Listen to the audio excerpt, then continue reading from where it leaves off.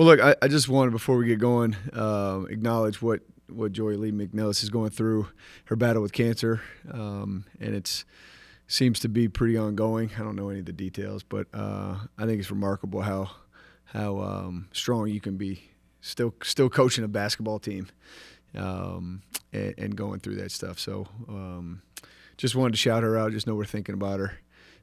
It's crazy what that does. One of my good friends in the coaching business is going through it as well. So it's crazy. I feel blessed.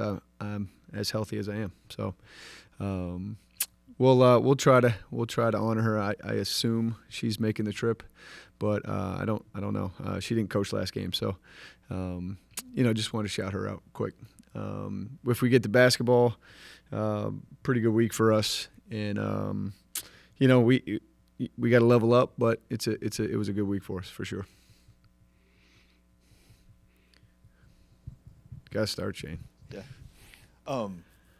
Down at Coastal, they maybe didn't have the best record in the conference, but had a pretty tough schedule to start. And pretty high in the net and everything.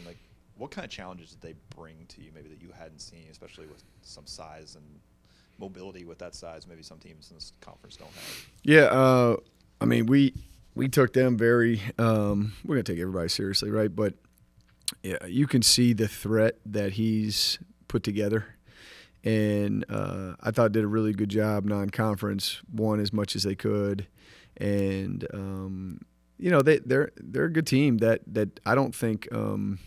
If you ask them, I think they'd be like, we didn't play very well, right? We didn't shoot it well. And so, I think we got our team a little fired up with the challenge of being the first team to beat them at home.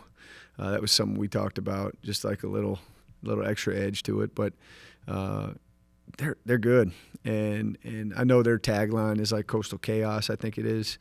It's that way. It really is. They're trapping you basically the whole game.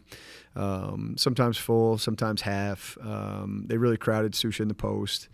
And it was just, we had, I believe it was 18 turnovers, but shot it well enough, and it's a good thing that we play them again here shortly, because we won't have to remind our kids too much. But I can see what he's building there. I like his transfers, who he brought in, and I was glad how we defended down there. And we weren't perfect at all, but we defended very well. Kept them in the 50s, which was like a pretty big feat for holding a team that was, I believe, averaging 82 going into the game, something close to it. It was a nice defensive effort. But yeah, that challenge will not go away with them. That style of play really takes the joystick out of your hands as a coach, because your kids got to make plays, because it's constantly playing out of a trap, and now it's a 4-on-3. You can't call a play then, right? You got to make a play, and we did. I thought we shared the ball pretty well. Yeah, this team compared to some you've had in the past, it seems like you've put together a group that has different kinds of pieces, maybe than even it's kind of been your trademark. Mm-hmm. And, I don't know if you'll ever find another Logan Reynolds or anything, but man, I miss Logan Reynolds. Does the combination of Bree and Zakiah kind of give you those kinds of things that some of your past point guards have been able to do? Yeah, I even think look, you're talking about a legend in my mind with Logan Reynolds, right? Okay, but I think what Bree, and Zakiah have both been able to do is we have two of them, and there's times you put them on the floor together, but it's nice to be able to, hey, Zakiah, go take a break. Bree, your turn now. Hey, Bree, go take a break. Here's Zakiah. So, I think it's they have raised our bar defensively for sure. I think Susha has gotten 1,000 times better on the defensive end, cares about it, and has really improved her game. And it's something we've been on her about. So, right, and I think the more that becomes a thing and it becomes our standard, and we talk about it and try to reinforce it as much as it can, right? Now you have Jamia's, right? Now you have Peyton's defense is drastically improved. I think Rose Scott, this is the best defense she's played in her career, right? So I think it starts with Bree and Z, right, and trickles down. But those two, it's relentless, right? And it's, I think I praised Bree probably more than Zakiya, because just some of her, she gets the steal, the pick sixes, I call them, right? She gets that a little bit more than Z does. But man, when those two are in the game together and one's hawking the ball and the other person's taking another good wing defender down the floor, it's a pretty lethal combination. But I'm glad Logan Reynolds got a shout out. That's good, Shane. I like that. Exactly. Obviously, on the men's side, they haven't won a road game yet. You guys have been very successful on the road, and around college basketball, it's hard to win on the road. Really hard. Yeah. What makes a good road team where you can win basketball games? Is it that maturity that we talked a little bit about last week? Yeah, I just think there's a lot to it, right? And I don't know, man. It's like team to team sometimes too, but. I think you've got to. I think the mentality is everything, right? And I think part of having the mentality is maturity, is experience. Having to me, if you go through it, right? Our leader Peyton McDaniel, right? Who's playing as hard as she can wherever the game is, outside, inside, road, home. It doesn't matter, right? She kind of sets the bar for it. You've got a group of people with experience that. Also, Susha plays hard all the time, right? And so, Jamia has the experiences. We've lost at Coastal before, right? So it trickles down, and I just think maturity, leadership, toughness, right? It's tough. Like we got there for our night shoot around, and there was 11 balls, and we have more than 11 players, right? So it was like, well, that's going to rattle us, okay? Because it's like somebody has to share a ball, and no, man, it's like, so those little things for me, it's like it's just a toughness and a maturity that, like, look, we're on a mission. These rims are still 10 feet, and I don't know the answers. I've never been one to build the road up either. Right, it's like, man, it is hard, but it's a 40-minute basketball game where this is what you got to execute. And I think the key to us this year, the real big key to us, and I hope we are starting to understand it, is really defending, right? And so, like, shooting the ball always varies based on a big arena, Cracker Jack box arena, right?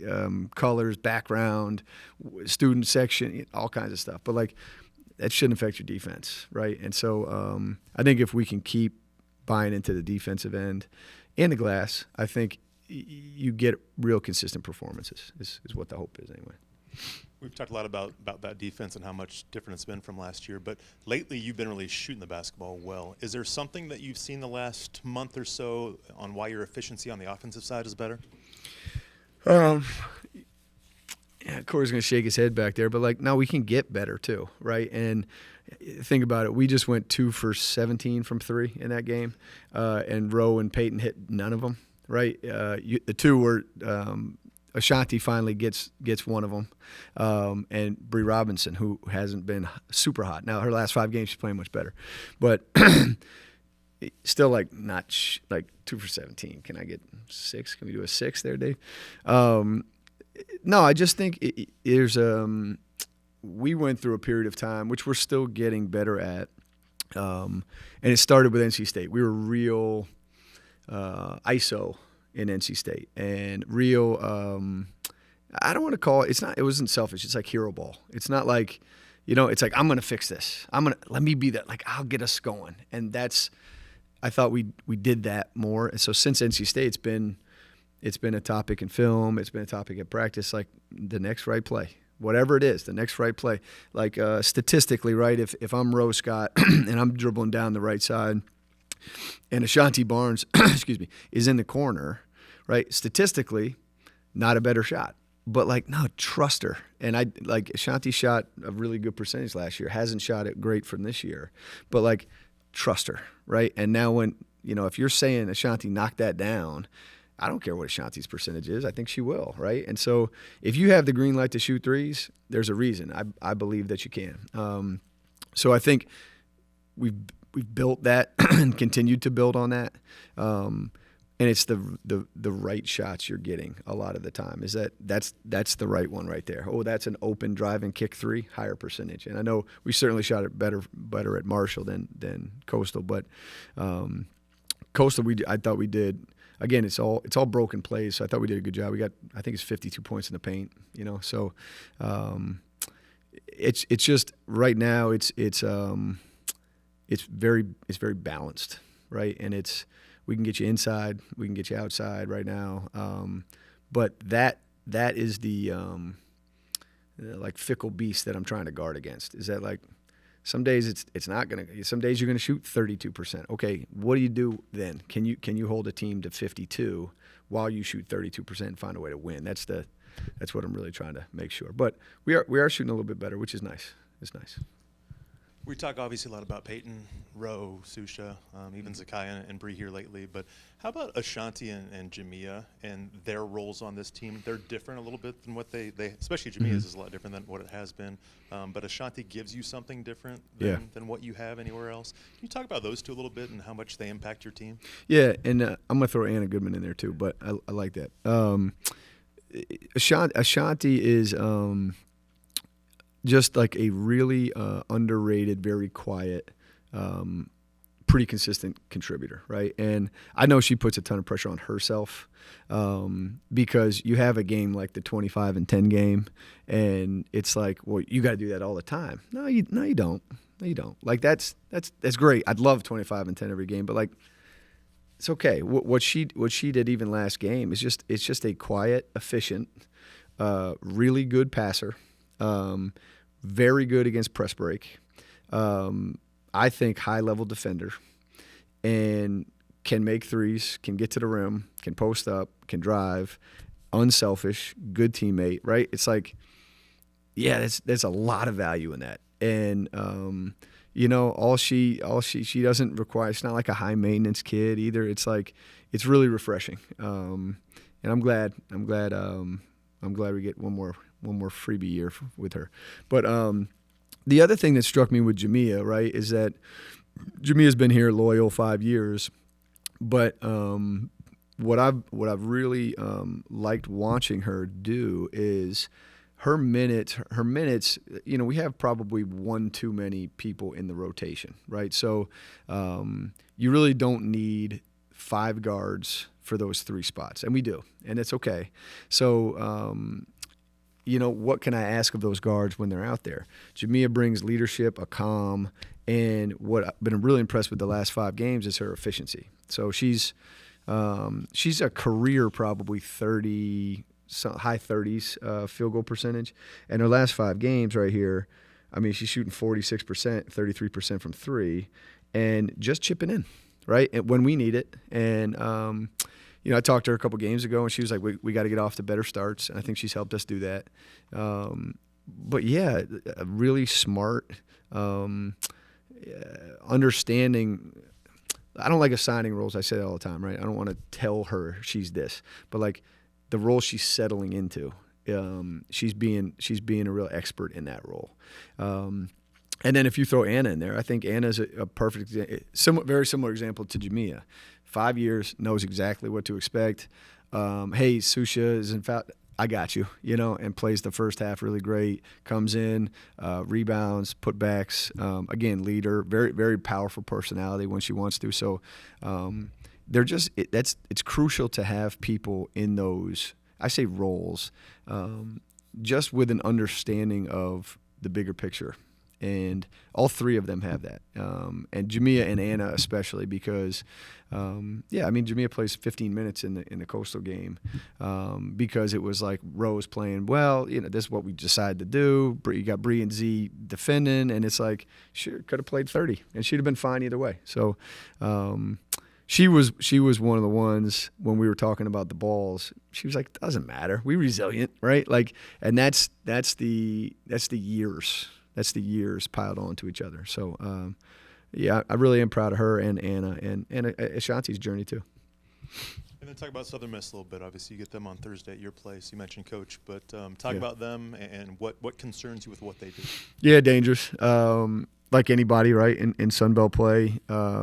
They're anchored by their center. Grayson, who's, obviously a problem if you don't have a plan for her.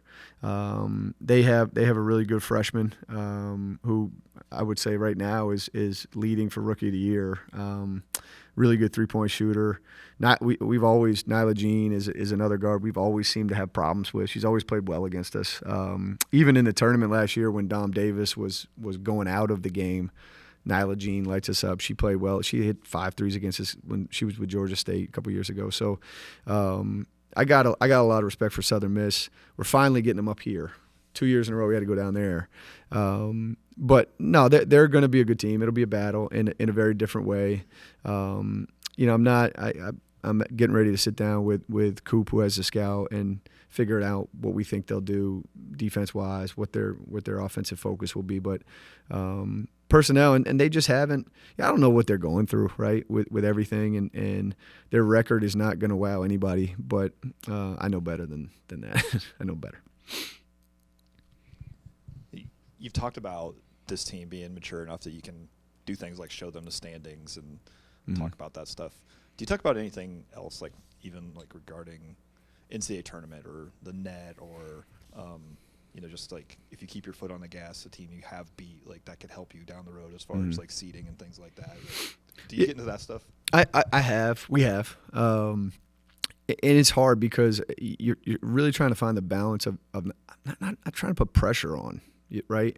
But it's like, no, understand what you've got a chance to do right now, right? If our non-conference we were 4-8, we're not, net doesn't matter, right? Our net's not going to be good, but our net is pretty good, and we've been able to win some games. I like the education piece, even to the net, but at the same time, all right, what can you focus on when it's time to go play Southern Miss, right? You got to focus on the scout. You got to focus on what you're doing. You got all that stuff. But I don't think it's bad to educate, and I like it. They're paying attention. Like we finished our game, and we were one of the early games. They're watching the games on the bus. Like they're very locked into the standings and where we are, where other people are. And the net is an interesting one because we haven't been in this position since the net has existed. And what position is that? I think we're still outside looking in, but what you've done so far has given you at least a chance, right? And it's the bad part is, you lose a game, 2 games, man, it's you got to win a conference tournament again. But I don't know. You put it together. I don't know. I don't have enough experience yet to know what happens if you win. Does the net stay around this 48, 52 type, or does it go higher? I don't exactly know that. I know back when we all used RPI, it did go higher. But I don't have enough. But we have. The answer is yes, and we have talked about it. We've talked more about the standings than the net, though.